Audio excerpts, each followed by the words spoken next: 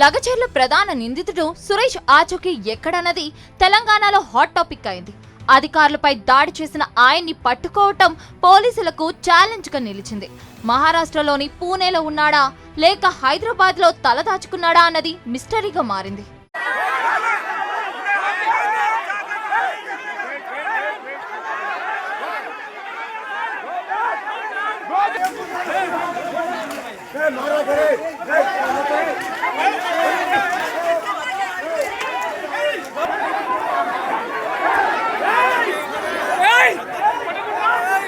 కొడంగల్ లగచర్లలో అధికారులపై దాడి జరిగిన వెంటనే సురేష్ అజ్ఞాతంలోకి వెళ్లాడు. 6 రోజులు దాటినా అతడి ఆచూకీ లభించకపోవడంతో పోలీసులు మల్లగులాలు పడుతున్నారు. పూణేలో తలదాచుకుని ఉంటాడని ఒక ప్రచారం జరుగుతుండగా మరోపక్క హైదరాబాద్ లోనే రహస్య ప్రదేశంలో దాగి ఉంటాడని ప్రచారం జరుగుతోంది. ఓ పార్టీ నేతలు అతడిని పక్కా ప్లాన్ తోనే అజ్ఞాతంలోకి పంపించి ఉంటారని అధికార పార్టీ అనుమానిస్తోంది. సెల్ ఫోన్ సైతం అందుబాటులో లేకుండా జాగ్రత్తలు తీసుకుని ఉంటారని పోలీసులు భావిస్తున్నారు. ఈ కేసులో ఇప్పటికే అరెస్ట్ అయిన కొడంగల్ మాజీ ఎమ్మెల్యే పట్నం నరేందర్ రెడ్డిని విచారించేందుకు సురేష్ సాక్ష్యం కీలకంగా మారింది. అతను పోలీసులకు చిక్కకుండా అజ్ఞాతంలో ఉండడంతో కేసు విచారణ ముందుకు సాగడం లేదు. మీరు లగచర్లలో గ్రామసభ ఏర్పాటు చేసినట్లయితే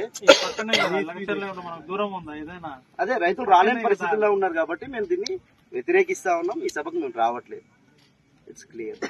ఎందుకు రావట్లేదు అంటే కూడా గ్రామాల్లో గ్రామ సభ జరగట్లేదు.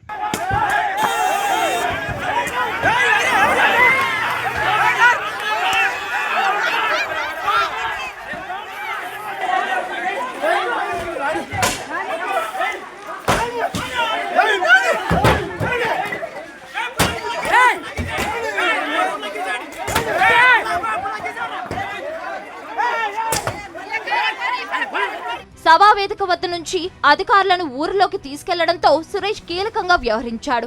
అధికారులు ఊరిలోకి వెళ్లిన వెంటనే ఆందోళనకారులు నినాదాలతో దూసుకురావడంతో ఉద్రిక్తత ఏర్పడింది. ఆ సమయంలో అక్కడే ఉన్న సురేష్ సైతం నినాదాలు చేసినట్టు వీడియోలో రికార్డ్ అయింది. పక్కా ప్లాన్ తోనే అధికారులను ఆయన గ్రామంలోకి తీసుకెళ్లి ఉంటాడని పోలీసులు అనుమానిస్తున్నారు. సురేష్ అరెస్ట్ అయితే కేసు మిస్టరీ వీడుతుందని పోలీసులు భావిస్తున్నారు.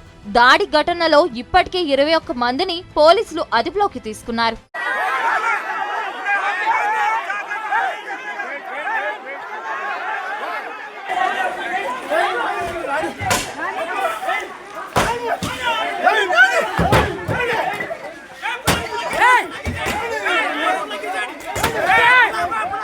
మరిన్ని వీడియోస్ కోసం ఛానల్ ని సబ్స్క్రైబ్ చేయండి. లేటెస్ట్ అప్డేట్స్ కోసం వాట్సాప్ ఛానల్ ని ఫాలో అవ్వండి. అండ్ లింక్ డిస్క్రిప్షన్ లో ఉంది.